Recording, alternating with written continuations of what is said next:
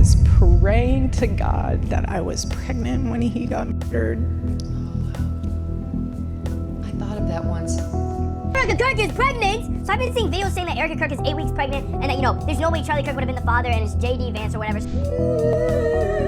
What the fuck? Oh, Erika Kirk crashed out so bad when J.D. Vance denied her alleged pregnancy that she dragged him to court. And now this whole scandal has exploded to the point where Erika is now accusing Usha Vance of trying to silence her and get her to disappear. And with the way JD has been moving lately, it looks like it's not about to step out of the shadows to defend Erika. He's just letting her spiral deeper and deeper into this mess, which he believes. Well, as you would expect, this post has gone viral. You have J.D. Vance's wife not wearing a wedding ring. And in the same breath, you have Erika Kirk saying that she is 8 weeks pregnant when Charlie died 10 weeks ago. Believe she created for herself. So now everyone's asking who's really lying here, JD or Erika? Oh no, Erika has been in our faces for weeks now. And everyone on the internet believes she's been positioning herself to become the new Mrs. Vance. So when JD didn't respond the way she thought he would, she lost it. And everything came to a head when she went on the Megyn Kelly show and tried to suddenly announce her pregnancy, as if that would finally force JD to accept her and their supposed baby publicly. Y'all have seen the interview? Megyn asks Erika about her and Charlie's family and how many children they plan to have. And Erika... You did get married. Yes, You have 2 kids. 2 precious babies. And you told me this in private, but how many kids did you guys want to have? We wanted to have 4. And I was praying to God that I was pregnant when he got murdered. Oh, wow. I thought of that once. Just like whether it was meant to be or whether we'd I know. get news like that. breaks down in tears immediately, but what she said next left people confused. Rather than talk about how sad she is that Charlie won't be here to raise their kids together, she said that the first thing she wished for after Charlie died was that she was pregnant.interview.1.372.08. Now, we all saw Charlie get assassinated in broad daylight. So the fact that the first thing Erika wished for when she got that horrible news was for another kid and not justice or strength to raise the one she already had was telling, and it didn't take long for people to start connecting the dots. However, what was even more shocking was when rumors began circulating that Erika was already 8 weeks pregnant because the math didn't make sense. How could Erika be 8 weeks pregnant when her husband died 10 weeks ago? People even started clowning her on social media for trying to pull an immaculate conception and soft ass launching an illegitimate child with JD. Now, it's not clear what Erika's plan here was, but many people believed she made that public announcement to back JD into a corner where he would be forced to accept her as his new baby mama. But that plan blew up in Erika's face. However, before we talk about how this whole thing backfired on Erika, we have to talk about how she put everything on the line just for this moment. Charlie had barely... God bless you. That's just me. If you want to take that out of context, go right ahead. Again, that to me shows that you need a hug more than anyone else. So if anyone... They were acting like you touched the back of his ass. even been buried when Erika had already started cozying up to JD on national TV. Remember the hug that went viral? Yeah, that was the first thing that clued people into the fact that there was something shady going on between them. The way Erika and JD leaned into each other, their hand placements, everything felt too smooth, like a move they had done many times behind closed doors. And to make matters worse, Bush USA was sitting right there in the audience when this hug happened. But Erika clearly didn't care, because when she later got the chance to set the record straight after the incident, she doubled down. She claimed that the hug happened that way because she was emotional and an intense hugger. She even made a little joke about putting her hands on his behind interview, 335-3.51. But that only added fuel to the fire, because it seemed like Erika was willing to do anything to make it look like her and JD were legitimate.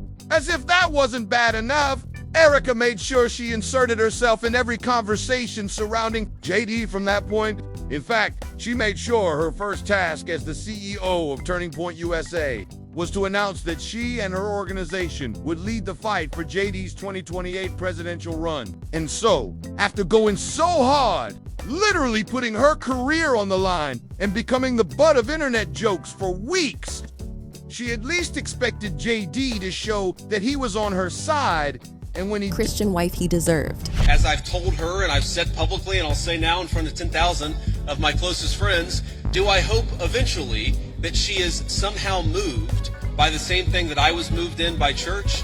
Yeah, I honestly do wish that, because I believe in the Christian gospel. And her anger turned out of control, and she allegedly demanded he take a paternity test to verify that the kid is his. Now, here's where it gets even darker. Erika Kirk never confirmed whether the rumors about her being pregnant and the baby being JD's was true. But she didn't need to, because her actions were more than enough for people to make that conclusion on her behalf. And for a while, it seemed to be working. Usha and JD started to look like they were having serious marital issues, and the press picked up on it.